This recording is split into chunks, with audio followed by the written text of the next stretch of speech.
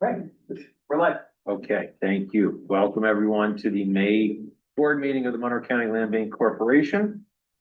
We will start with roll call. I'm Kevin Purcell, Chair, present. Annalise, Present. Amy Grande, Present. Orlando Ortiz, Present. Jennifer Cesario. Here. And then we have Deborah Campanella, who we hope we may have here shortly, and Delia Wright is not currently here. Our agenda today includes a few items, including 2 voting items by the board, a 2026 budget amendment, and then a potential new property acquisition at 5 Beechwood, which we will discuss as we move along. First thing, looking for approval of last month's meeting minutes. Are there any corrections to the previous meeting minutes from the April 8th, 2026 meeting? Hearing none. May I have a motion to approve the minutes as distributed? Second. Thank you, Amy and Anna. All in favor? Aye. Okay. Okay, next, announcements and communications. Anna, I think you may have about the state of the Yes, state of the county? the state of the county is coming up on June 4th in the afternoon at the Seneca Park Zoo. And I am enthusiastic about the potential for the good work of the Land Bank Corporation to be featured as part of the presentation. Pat and I have been working with communications, our colleagues in the communications office, to capture some multimedia footage of at least one of the properties that we've taken ownership of. So we are hopeful that we'll have some good news to report in the presentation. I know that the seating is limited at the zoo because of just the venue, so I'm not exactly certain how many invitations are out the door, but I'm getting insights from the communications team about that, but fairly certain everybody here is going to be welcomed to that event. So Awesome. that's the state of the county. Mhm. Very exciting. Yeah. The timing works out well because I think demolition will be well underway by that point. So we'll be able to, the executive will be in a good position to report on progress. Yeah. Mhm. Wonderful, Yes. wonderful, thank you. Any other announcements or communications that, just want to make sure? No, I shared with Kevin, excuse me, that we've received a lot of calls for either people interested in our current properties without really knowing what's going on with them, and people who have either issues within their own neighborhood or somewhere in their neighborhood and looking for some assistance and help or letting us know about a problem property. So we're taking those, we're collecting those, we're figuring out if we can respond in any way. But we're at least acknowledging what's going on and trying to figure out our next steps. So our word's getting out there, regardless of what we're doing here. Thanks, Pat. Good to hear that, slowly, the word of the good work we're doing is getting out to the community. Okay, our next item on the agenda is a budget amendment, our 2026 budget, an amendment to that. This relates to the cost of our audit, which at the previous board meeting, I think we had talked about 8,500. Got that number correct? Yeah, so I'll let you step in. yeah, and this is my fault, I apologize. We knew accounting was exceeding our original budget. And so when we received the audit invoice of $7,000, we transferred that remaining $3,000 in the audit line over to the accounting to make up that difference. I didn't realize, and it's not in the contract with the audit company, that was only an 80% payment. They were still holding a 20% invoice. Our contract is for $8,500. I even said at the meeting, we saved money foolishly. And so what I'm requesting now is to move back $1,500 into the audit line so we can cover that last invoice and that evens out that and empties out that expense. And then still leaves us with enough money to pay our accounting fees, which total $11,250. So it's a bit of a mistake on my part that we moved money last month. Now we're moving some of it back. I apologize for that. And I've provided 2 sheets to help the board understand where things are both in terms of this budget amendment, which the first sheet, I think, is operating budget 2026 version 3, proposed amendment May 2026. You'll see there's some graphics there with red and green arrows. And then next page is a operating budget 2026 status update. So what we did is put together for you what our current budget is, what are commitments that we've made based on contracts and other things, and then what's been invoiced year to date. Any notes about some of those invoices or what we anticipate is still coming in, and then what's remaining, in each of those budget lines to make sure that the board is comfortable with that change. And I think this is a practice, depending how we work with Bonadio, that we'd like to do with the board more often, so that way you can just see how the money is coming in and going out. Questions related to that? I know that's a lot, but I just wanted to share the full picture of our finances, because that's a slightly weird change, and I want to make sure you understand why.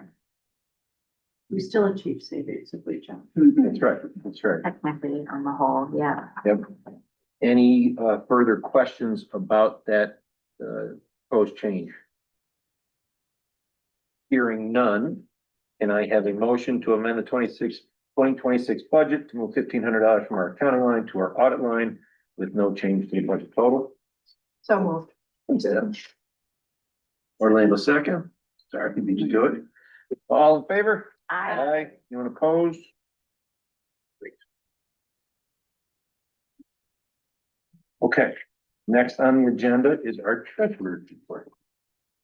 Thank you so much. For the period ended April 30th, 2026, we had a beginning balance of $537.75. We had deposits of $16,654.93, as well as 50108. We had total expense withdrawals of $10,012.16. The ending balance is $7,681.60. Thank you. You're welcome. Any questions on any of that for anyone? Okay. We will move along to our next item, which is travel authorization. This is more of an FYI. There is no board authorization required. And it is a pretty small expense. But Pat is volunteered or agreed to go down to the New York State Land Bank Association Symposium that is being held in Geneva in early June. The total cost for just mileage is going to be about $65. So that's an expense that we will obviously pay out. And we thank Pat for taking on to go down to that. Anything you want to add in terms of that event or? No, just as we are moving through the board processes for the second year, this, as Kevin mentioned, doesn't necessarily need to come before the board. It does need to be pre-approved by the finance committee chair, which is Amy Grandy. And so we're bringing it to the board as a courtesy because I think it's A, good to know what's going on, and B, we have time to do so since we received this prior to this meeting. And then the symposium is meant to help the existing land bank leadership across the state work together, identify what are some of the problem areas or pain points that they're experiencing, what are some of the common solutions. So it's meant to be a learning exercise amongst the various land bank leaders, but also then there's going to be kind of a, I don't want to say report generated, but a something that is generated that can then be used to help people understand how the land banking is going in New York State. What are some things that maybe they need to advocate on, which the New York State Land Bank Association does, and other maybe areas of common collaboration that we can work with. And they have a facilitator to do this. So luckily it's in Geneva, so it's just mileage, which is nice. Thank you. Yeah. Thanks, Pat. Okay, our next item on the agenda is a discussion about a potential property acquisition for the land bank at 5 Beechwood Drive. There was a pretty good amount of information that was sent out in advance. Hopefully people had a chance to take a look, but to give an overview, this was a property that the land bank had identified last year as a potential property, but it was bid on at the county tax foreclosure auction. That bidder never closed. we think strong suspicion because of the back taxes that are owed. So this property has approximately 54,000 in back taxes. And so it just doesn't make financial sense on the private market for somebody to take that property on. So absent the land bank's intervention, it likely will continue to sit there. The plan would be potentially, if we move forward, would be to, the county would donate the property to us, waive all of the back taxes. And then potentially what we could do is demo the property in 2026 and then hold it for disposition in 2027. Could be a vacant parcel that we sell off, could be a development of a house at that point. But the idea would be, at least for now, to take it in our possession and get it demoed. Which certainly would at the very least, I think, be a benefit to the community, with the idea that we may have additional steps in 2027. Pat, do you have other information or anything else that you want to add before we kind of? Site of the 4 sites that we were looking to acquire, we were upset that someone bid on it in many ways because it's a good lot. It has more room than some of the others, so more opportunity. Has a condemned structure on it that needs to come down at some point. And so I believe that it would be really marketable if we could intervene and at the very least turn it into a vacant parcel. To help the board understand what we're asking you, we put together the carrying costs, acquisition costs, and demo costs that we anticipate for this structure. We don't have a formal bid for those demo costs or anything like that, but that's based on our current demo experience. Survey is the same. Survey and appraisal is roughly quoted as the same as what we just went through. I imagine that we could probably get those exact same numbers from those companies if we wanted. And then insurance is based on what a vacant parcel costs us to insure currently. And then the only other thing we have to worry about is lawn maintenance through the summer months. So that would be a cost that we would need to incur if we hold it for a significant period of time. And so that is something to keep in mind. We are working on quotes for that. We don't have that, which is why it says TBD. But I believe that currently we have the funding to demolition this building or to acquire and intervene and demo this building. And we should take the opportunity to set this up for our next project. And to Kevin's point, it could be that we take some of our funds that we recoup from selling some of the properties that we're developing this year and develop another modular or stick build or whatever. Or we can sell it to another entity that maybe has similar goals as us. And we could recoup some of the costs that we've put into it. Probably not all of them, to be honest, but it would still be a net benefit to the town of Gates, the neighborhood, and the community. In terms of time frame, given, I guess, how long things take, when do we foreseeably think we require this?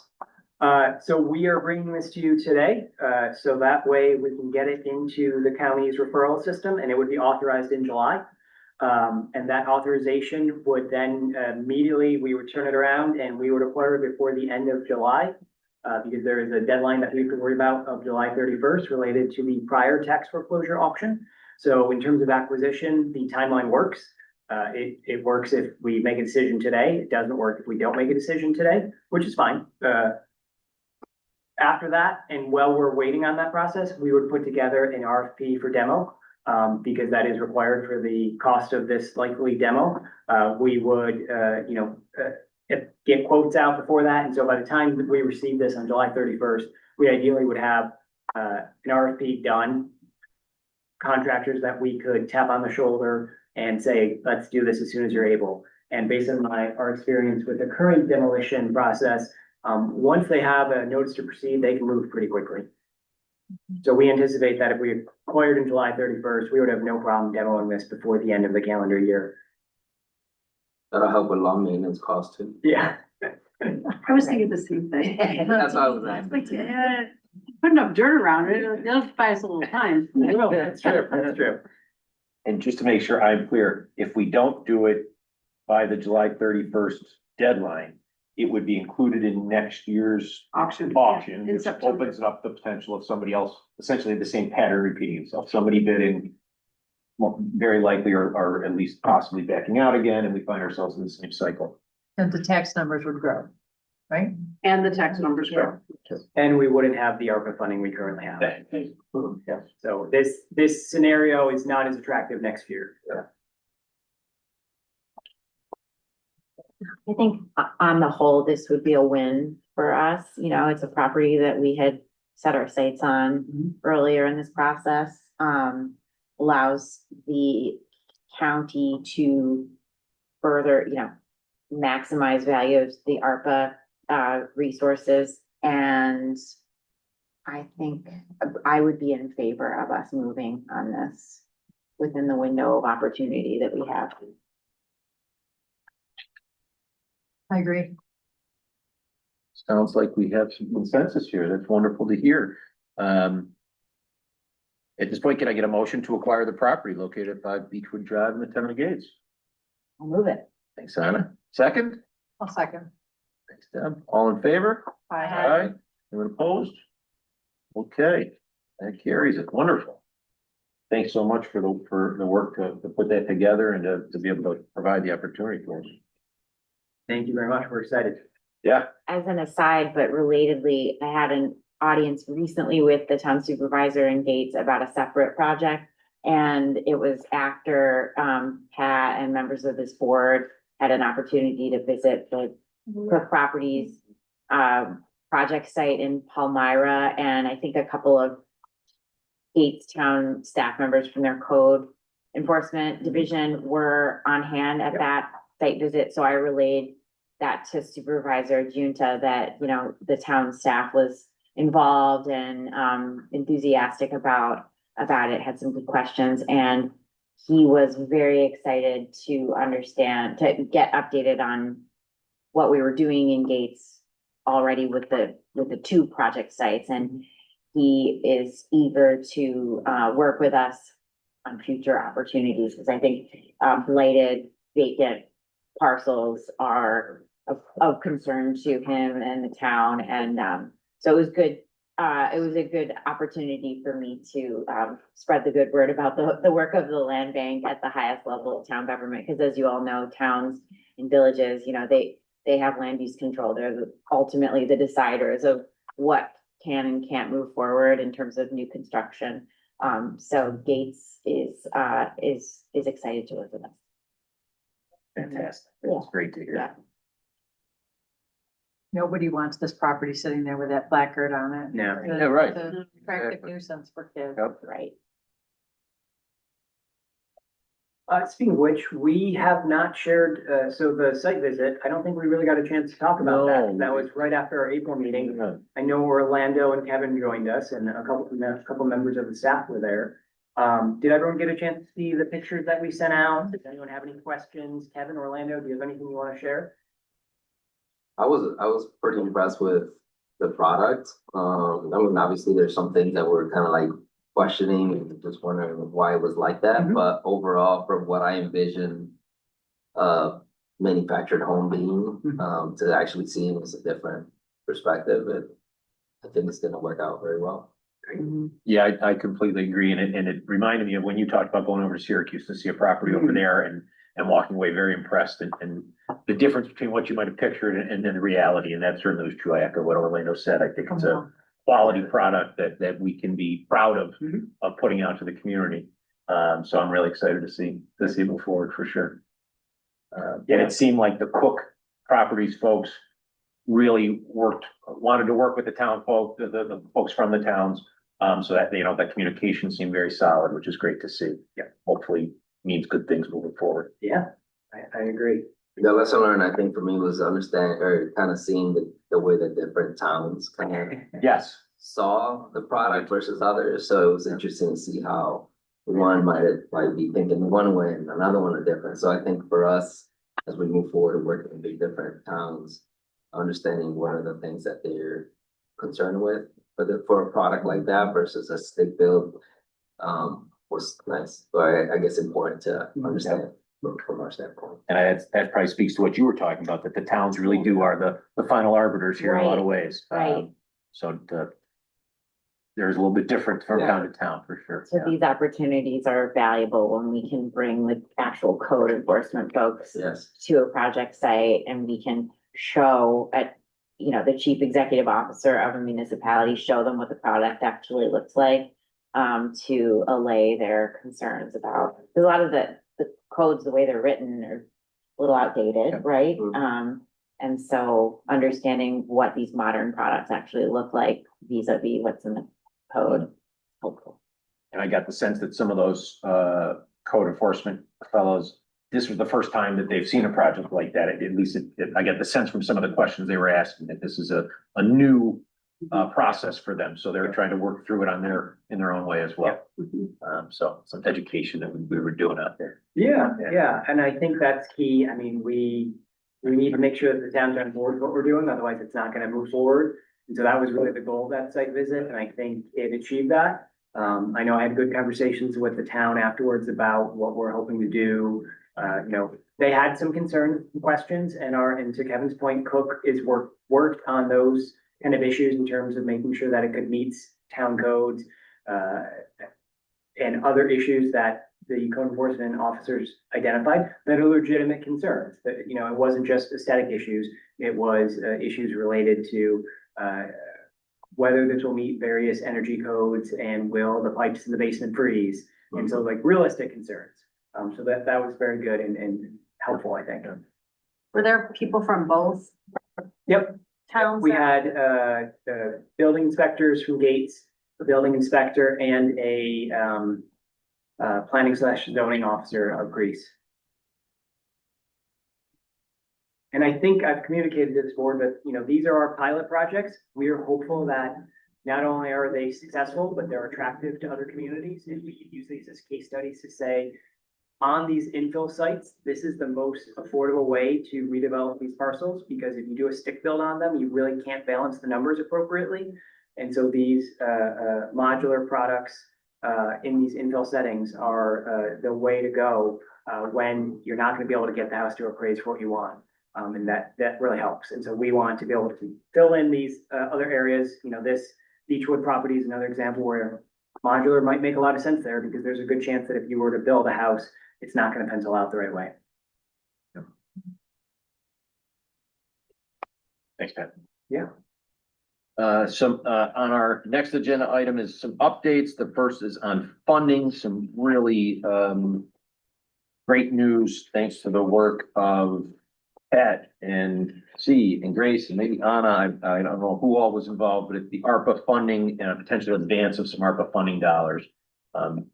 You mind speaking to the details of that? Yeah, so as we discussed last meeting, because we are a new entity, we don't have a lot of cash on hand. Our grants are reimbursement based. And so that makes it challenging, regardless of what you're doing, but even more so when working on construction, where there's often a draw schedule that you know, requires significant payments on a routine basis. And so we have been working with the county's ARPA team to identify if an advance would be possible to move that forward. They have reviewed the ARPA language and the county's policies and believe that that is possible. And so we've requested that advance, and so we're just waiting on the final word that I believe it's, I shouldn't say believe, I know it's gonna move forward at some point. It's a question of when. So we're just waiting on that. But that will make it so that we can pay bills on time and we're not trying to juggle things in a way that is detrimental to the overall project. And certainly just lowers the stress with everything with Cook throughout that process, I Yeah. think. And any stress, Right, Sure. right. I already feel it. Right. Yeah. No having to, you won't be asked to write a check when there's not money in the account. It's not something that we wanna, so. Following the last meeting, I elevated the matter to the attention of the executive's office. This is a priority initiative for the county, as you all know, and for the county executive. And so, that precipitated some action. And, you know, Pat, I really appreciate the whole team getting involved in connecting with the ARPA team and getting the wheels in motion. But, yeah. We do have. No, really, yeah. No, they Amazing are, team. they are. Some other updates. So, and these are all positive updates. The contract with Cook is complete, signed. Yep. You know, we're moving forward. The contract for demo has been complete. And I don't know if we have a date certain as to, we might have just said. We have a Yeah. tentative start date of May 21st. That is Thursday before Memorial Day, so I'm hesitant to say that's actually going to happen. But demo is anticipated to take 2 to 4 days, so there's a chance that they might try to do it on that Thursday, Friday. They still need town permits and then New York State demolition permits. So once we have those, then we'll have a date certain. Right. Good. The goal is the end of May. So at the very latest, I anticipate the following week is when we anticipate that will happen for sure. Wonderful. We also have an agreement with Air Monitor, which has been approved and signed. If I'm Yep, correct? related to demo, a requirement of demolition to make sure that, you know, as we demo that structure, that we're not releasing things we shouldn't. And next month, we will review a quote for tax services. Yeah, so we need to identify our accounting and audit account lines do not provide tax services. So we're reviewing a quote that we received from one of those companies, and we'll bring it to you next week or next month, excuse me. And then, of course, we'll figure out, you know, where in the funding that can come from if possible. So there's a little bit of work to be done. Next is some updates on our properties. There have been some slight changes due to fit the zoning code. So at 16 Swansea Park, I believe that we've eliminated the garage to meet zoning requirements.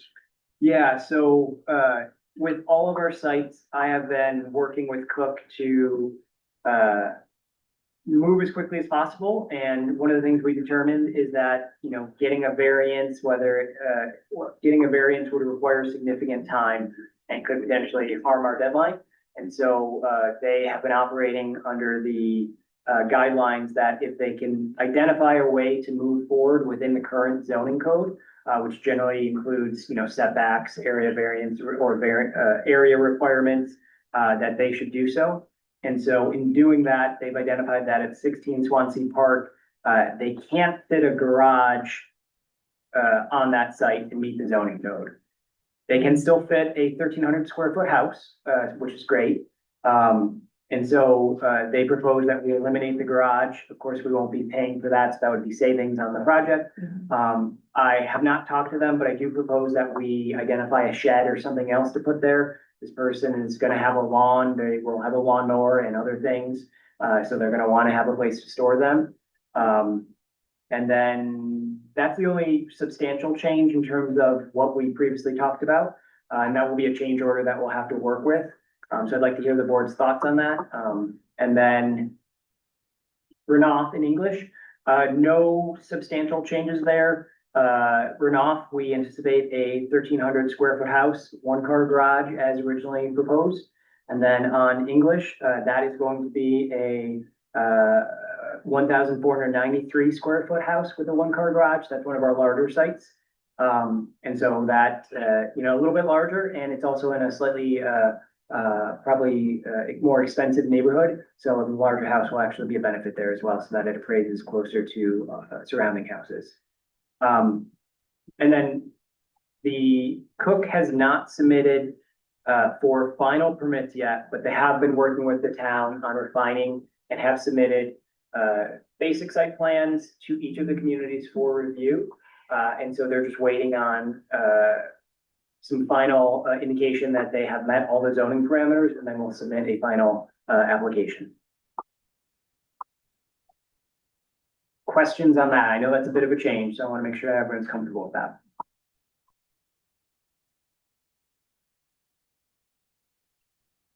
Gonna take silence as comfortability. Yeah. Yeah. I don't have any I mean, I'm answers. not thrilled, I will tell you that. I don't think it's great. If we could have done a variance, I think it would have been. For the garage Yeah, specifically For a for one-car Swansea? garage, it's properties without a garage is, just makes them worth less and less desirable. I understand the variance process and that's in, is that Gates? Greece. That's Greece, yeah, would take longer, for sure, With our tight timeline, it yeah. kind of limits our ability, unfortunately, I think, Yeah, as a particular. And the specific problem on that site is that to fit a house of that size, and still meet the setback requirements, we can't get a garage and a driveway that goes up into the back. No, it makes total sense. It is frustrating. I encourage them to try to find another way, and, the only other way is a variance. Does this preclude whomever ends up buying it from going down that road in the future, getting Nope. variance and? Nope, they could definitely pursue that themselves. As far as I know right now, the driveway is meant to, go at least up to the side door of the house. And so, from that point back, they could potentially, go a little farther back and have a garage after that. And there will be, at least as far as I recall, enough room to do so physically, but within code is the challenge. Okay, And to your point, I agree. I think maybe we can learn how long this process itself takes and then just add a couple of months and get started earlier. I think, we had to put a lot of things out to bid. We had to set up a lot of things. I don't disagree with what you're saying. I would like to make sure that we handle it in a way that we can ensure it going forward. Yeah. With the other town, maybe we could have made the timeline. If they were interested. Yeah. You still have to meet their monthly deadlines, but. Yep. Any other questions or comments about those updates? Okay. Also want to note that we have our first official change order. This relates to there are 2 additional trees that have been identified that were not included in the original tree removal plan. One at the Swansea property, one at Renoff. There's a large dead oak tree in the back of. Essentially materials related that if you want me to pass around. Perfect. There's one very large dead oak tree in the backyard, and the other is, I think, causing problems for the driveway. We're not. Swansea. Swansea, sorry. These were not included in the original plan. The total cost for the 2 additional tree removals is under $5,000, so there is not the need for a full board approval, but wanted to make sure that people were aware of the fact that this is happening, and that the board members are comfortable with kind of how this is happening. We do know that there are likely going to be some additional change orders down the road. One of them, I think, is related to Swansea, and the fact the property's we're building less, and so it's gonna cost less. Is that correct? Or Yeah, credit change. order. Yep. And on the English Road property, there's a sewer lateral and directional bore that is gonna need to occur at some point, and I think we're getting costs out on that. So those are still to come, and certainly we'll keep the board aware of those, but wanted to make sure people were aware of kind of the fact that there is a change order, and see if people have any comments, questions, or concerns on that. Yeah, and just Okay, for further please go. clarity, Yeah. Coke, as part of their contract and site prep, identified various trees that would need to be removed to install, the house, do the site work they needed. They tried to, not cut any more trees than are necessary. However, there are 2 trees that based on my visits to the site, make sense to remove. One is an oak tree that appears to be dead, but was not in the way of the house, so Cook didn't identify it to be removed. Also, they saw it when there were no leaves on, so I'm not sure they recognized that it was dead. And then the Swansea site has a decently large silver maple that is mostly on our property line, but near the neighbor's property line. And it is past where the house is, but is currently a problem for the neighbor and is likely going to be a problem for the Swansea property in the future. And so based on what we're doing, I'm worried about selling a property that might have a problem-free on it, when we have the opportunity to take care of it now in a cost-effective way. Good question. Yep. Is the additional cost for the oak tree or is this for the stump grinding? I have or not, Yeah, it's. At Renoff, it's for the oak tree. because it comes across as 490. Better safe than sorry. I have everything. I just have the pictures on my phone, so I figured I'd show folks just so you can get a sense of terribly dead tree. So this one the that's- 594 digital box, that's just for the debris and, stump grinding. Yeah, there are also essentially a pile of logs on the property, but I believe they're referencing there.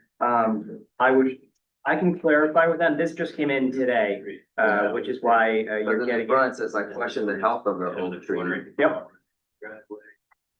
It doesn't, I don't even think that's for the oak tree. It doesn't come across as 594 is to remove an oak tree. That seems very Yeah. I think that's. small and amount. It is pretty small. it is just actually on our. The Swansea I see is for the maple tree. It's $3,800. Yeah. Oh, Kevin, I can pull that up as well. Okay, that's the dead oak. Yeah. For that?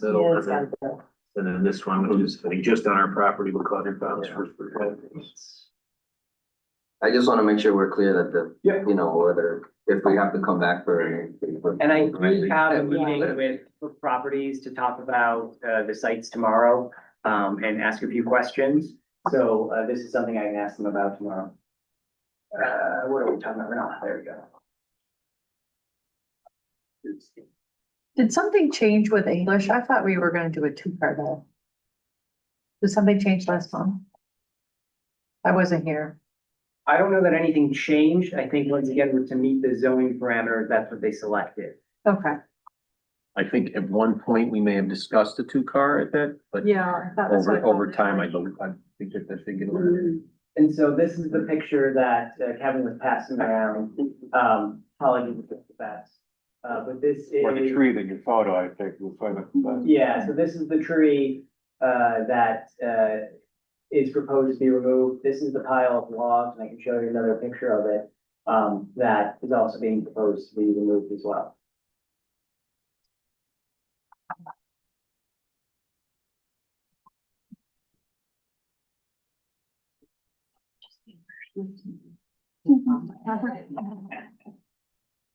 We can have our next meeting there and just have a fun.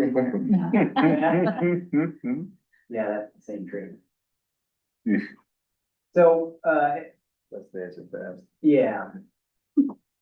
But I think Orlando, you have a good point. We should just clarify with, them. And they've been pretty good about this, so, I can get an answer from them and make sure this is clear via email. And then Swansea, I can also show you pictures of that as long as we're doing this. Apologies.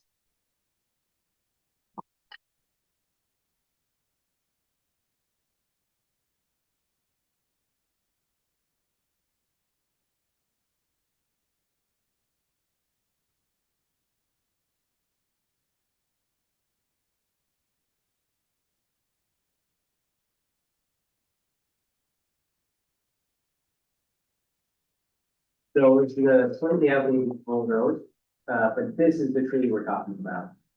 So that's the neighbor's fence, which is likely on our property line.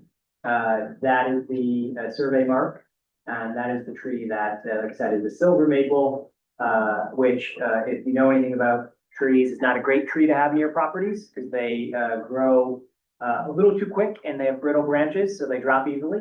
I know because I have one hanging over my garage that has dropped many branches. And so this one tree is already scheduled to come out.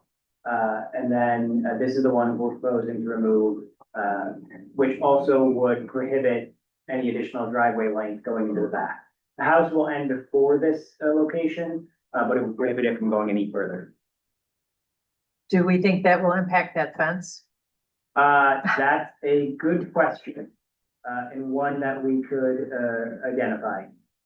I'm just thinking the roots and neighbor's fence. The neighbors are supportive of this, because it I'm is sure. currently, eating into their driveway. So if we can figure out a remedy that allows us to remove the tree without, remedying the fence, that could be a good thing. Mhm. And I will say this, these neighbors in this house right here, I've seen them on site many times. And they're very supportive of the project because of course they don't like living near this house. They've told me stories about how in the summer that you can just smell and the mold that comes from it. And there are open holes in this roof, and so it rains inside of there. If you haven't seen the pictures of the inside, I can share some of those as well. It is not something that is fit for a human, Oh.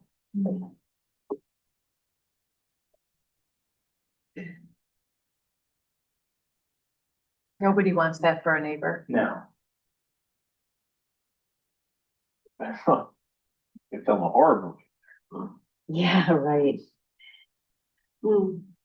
Has the car been removed? It has, yes. Oh, great. So what, we'll get to that, but Bridget has some, news she can share with us in terms of help that she provided. Thank you for that, Bridget.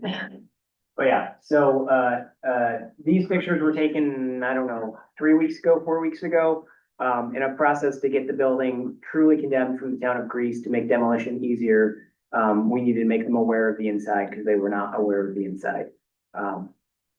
Luckily, after seeing these photos, it was a very quick decision for them, but, that's, yeah, Did you take these photos? I did, yes. Were See, you I wearing a went helmet?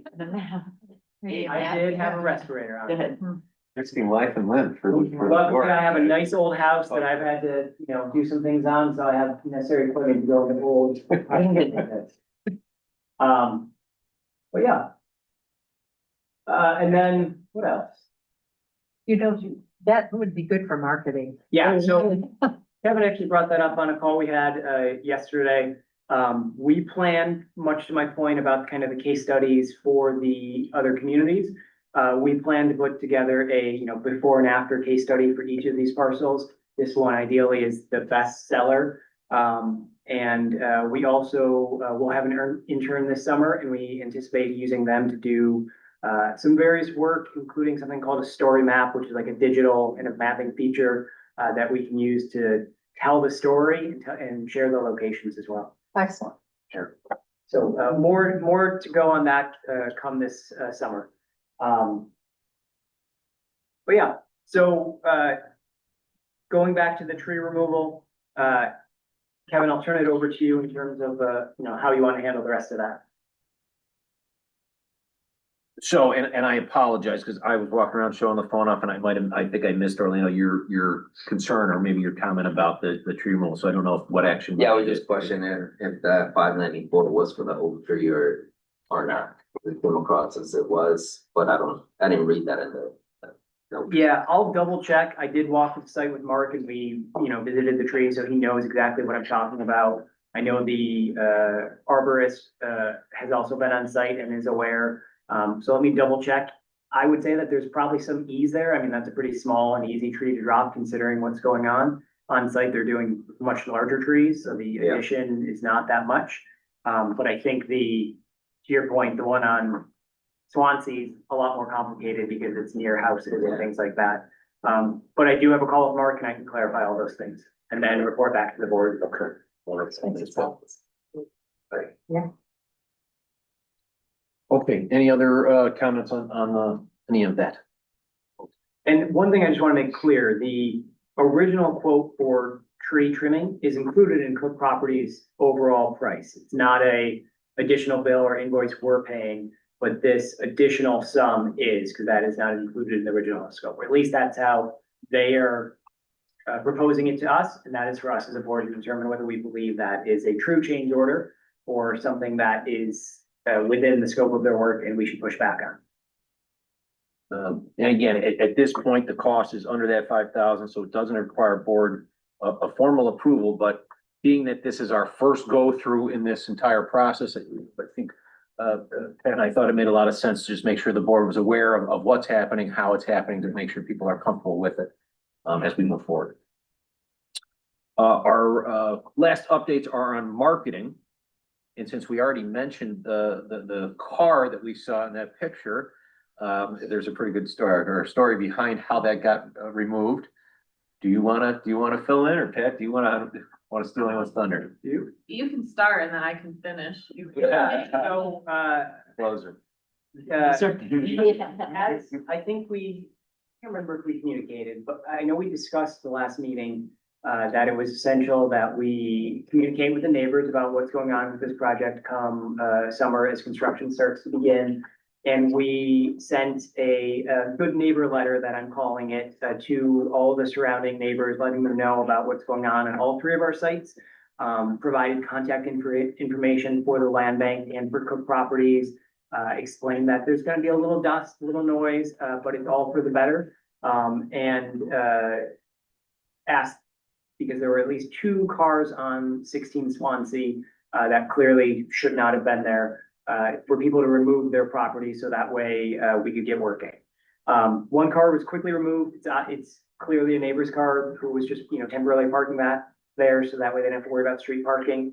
The other, didn't move for 2 weeks after that. And so then, I started asking around with the neighbors that I had a chance to speak with about whose car this was. They kind of each pointed me in a different direction, never got a straight answer till I got to, one gentleman who said, it's been there for like 4 months and hasn't moved. And so then, we, contacted the Monroe County Sheriff's Office to, figure out who owns this car. And they were able to provide us with that information so we could notify them that they should remove their property. And we asked, Bridget in her official capacity as a county, attorney to the land bank, to draft a cease and desist letter to that property owner or to that, car owner. And so it took a little while, but I believe, in the next week and a half or so, someone removed the car. I don't know if I have much to add. That's what happened, but yeah, we sent a cease and desist by certified mail. I think we also posted one to the car, right? Yep, and luckily it got removed. So we were gonna tow it if no one had moved it. It was clearly like in the way, the properties, you can't demo it, like we couldn't get to it, so it had to be removed. So it's nice that someone removed it themselves. Was it a neighbor? It didn't seem like it from the property address, but of course, like the car owner's property address, but of course, you don't know necessarily if Yeah. someone is, usually around there or what. My assumption, so the registration was still current, but the inspection was not. It looked to be in good working order. It's an older car, but it didn't look like it wasn't working. My assumption is that someone temporarily loaned it to someone and maybe that person then was a neighbor or a nearby neighbor who maybe didn't get our letter or didn't decide to move it right away for whatever reason. And then when the actual owner got the letter, they made sure that they communicated they need to move the car. That's my assumption. A lot of guessing and hypotheticals there. Free parking. That's probably good. That's right, that's right. So, By the way, happy ending. Someone is Yes. not getting their car too. that's right, Yes. yeah. Just, we are meant to be a good neighbor, just like they are meant to be good neighbors to us. So that is a good outcome for us. And we didn't have to pay for it. Yep. Yeah. But some unexpected twists and turns along the way, so Yeah. thank you very much for you guys' effort to get that removed. Also on the marketing front, lawn signs, I know we saw some Yeah. photos in the picture, at least in one of the pictures, and we've got an example with 3D contests. Great. They look fantastic. Yeah, so we have those up on, Renault and Swansea. We do not have one up on English currently because there's significant brush and tree removal that needs to happen there first, and it will just be in the way. So after that happens, we'll throw one up there. And that is in part inspiring some of the calls we've received. We've definitely received a few calls from neighbors about what's going on. Some people who live nearby who are interested in, other opportunities or even providing us services like lawn mowing and things like that. Great. And then good neighbor lettering, I know you mentioned that, Yeah. kind of as part of the car removal. I don't know if there's anything more to add to that. No, I can't remember if we shared a version with you. We can, but it's really just a letter that said, like I said before, lets people know about what's going on, provides contact information, provides a little understanding about, at least for Swansea, the demolition process. Like I said, really just meant to communicate what's going on so there are no surprises and people aren't more upset than they need to be because they're caught off guard. If you would like to see a copy, we can email that out. No, shut down the rumor mill.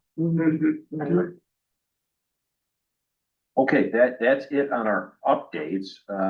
Is there any other business, Pat? I'll turn to you to make sure that I didn't miss anything that you wanted us to discuss. No, I don't think so. The only random thing that came up was the tree change order that you brought to everyone's attention.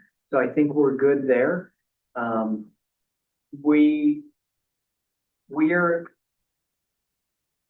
although we do not have submissions to the towns, we are moving on a schedule that is still viable to get this completed. And so I anticipate we'll have another update for you next month about that being done and some maybe better timelines. And that's one of the other things that I'm meeting with Properties on tomorrow, is just to understand some of the exact timelines. So that way, if there's any other property maintenance services we need to worry about before the end of this year, I can identify those and get those underway now, so we're not having a fire drill at that time.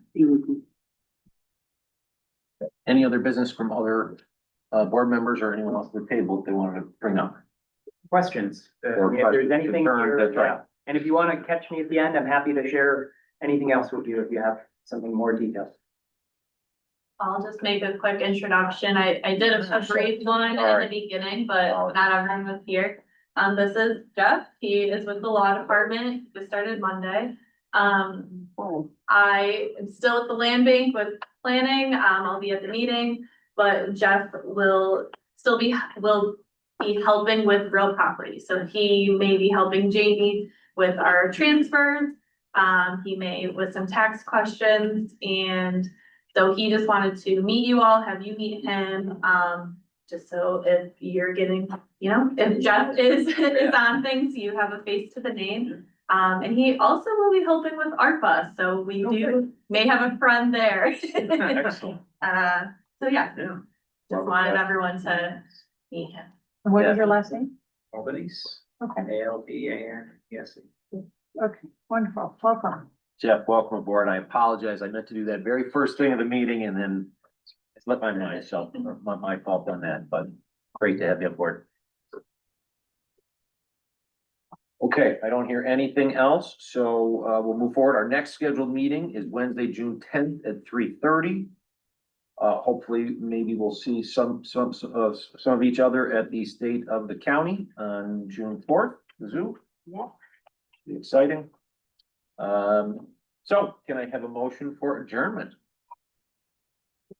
Linda, thank you. Seconded by Amy. All in favor? Okay. Thanks, everybody. Hope you have a great rest of your week.